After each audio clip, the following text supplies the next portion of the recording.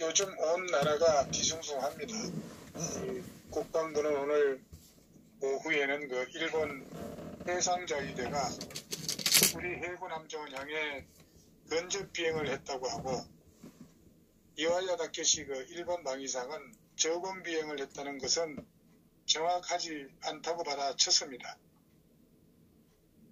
워낙 문제를 만드는 문재인 정부라서 이젠 국방부의 발표도 꾸며되지 않나 하고 신뢰가 가질 않습니다.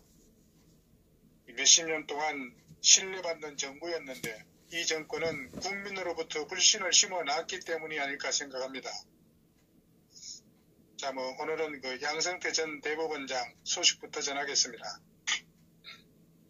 이 현 정사상 처음으로 사법행정권을 남용한 혐의를 받는 양성태 전 대법원장은 노무현 정부 시절인 그 2005년에 대법관에 임명됐고, MB 정부 때 2011년 이 대법원장에 취임을 했죠. 예.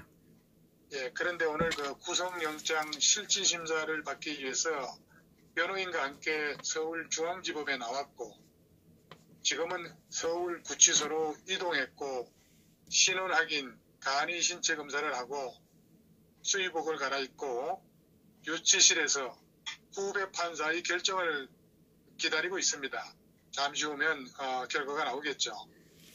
이 양 전 대법원장에 대한 구속영장 발부, 잠시 후에 결정될 것으로 보여집니다.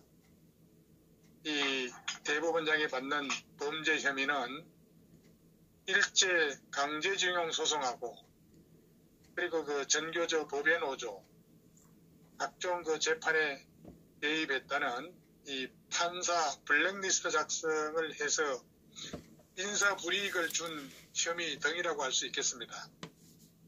이 지난 정부가 국가전복 혐의로 이석기를 감옥에 넣었을 때 대법원장이 양성태였고, 양성태를 감옥에 넣어야 재판 결과가 잘못된 것이 돼서 이석기를 석방시켜 줄 수 있으니까 저렇게 전직 대법원장에게 모욕을 주는 것이라는 게 우리 그 보수우파 국민들의 생각이 아닐까 생각합니다.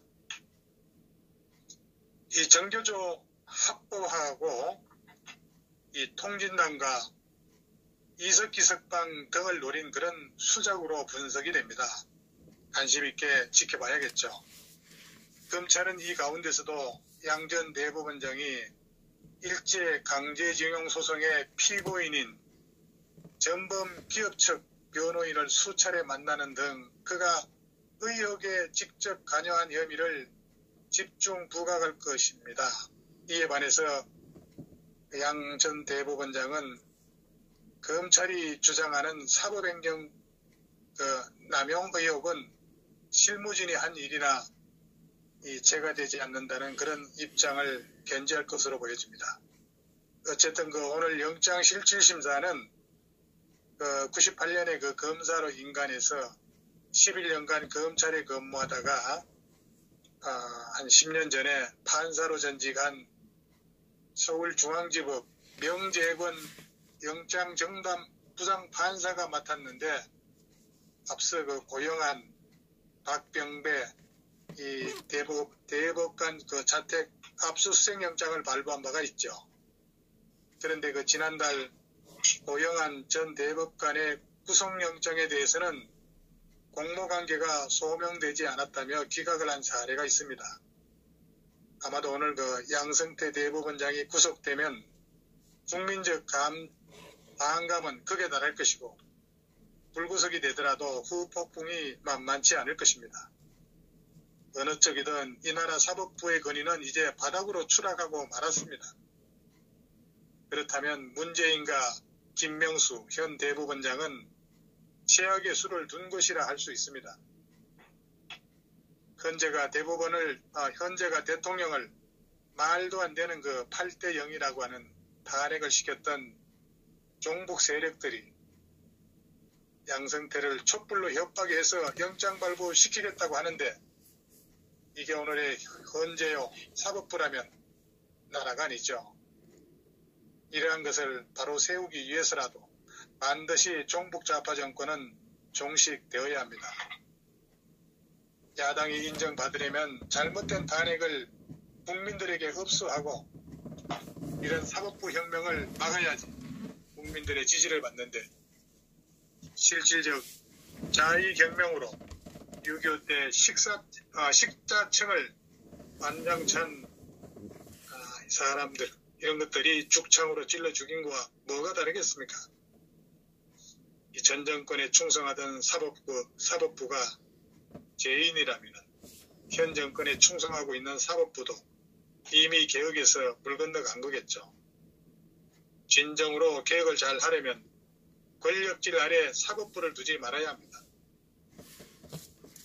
네 편 드는 거나 내 편 드는 거나 똑같은 국민이 무슨 죄인이라고 고무줄법으로 들이대는 네 편 내 편이란, 죄값이 내 편이면 무죄요, 정의요, 네 편이면 유죄란 현실이 무슨 개혁이라 할 수 있겠습니까? 개혁을 하려면 네 편 내 편 가르지 말아야죠. 흔히 행하는 정치인들처럼 뇌물, 개인 비리가 아니라 국가대사에 관해 협의하고 행정부를 의견 청취한 것이 사법농단인지 의문이 갑니다.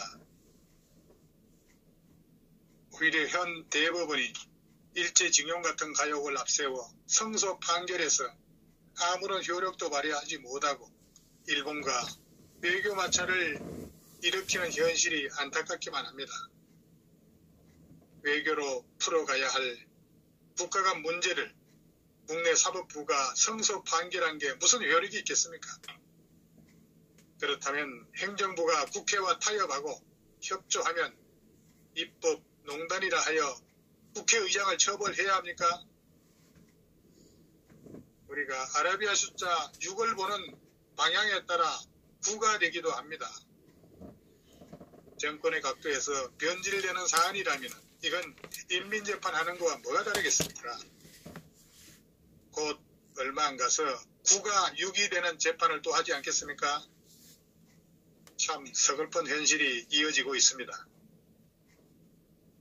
적폐라는 사법농단, 까마귀 떼와 백로 떼의 애국간, 관념의 계리일 뿐 어느 길이 진정으로 국가 미래를 내다본 나라 사랑의 방식인가는 국민이 뽑은 통치 철학의 길입니다.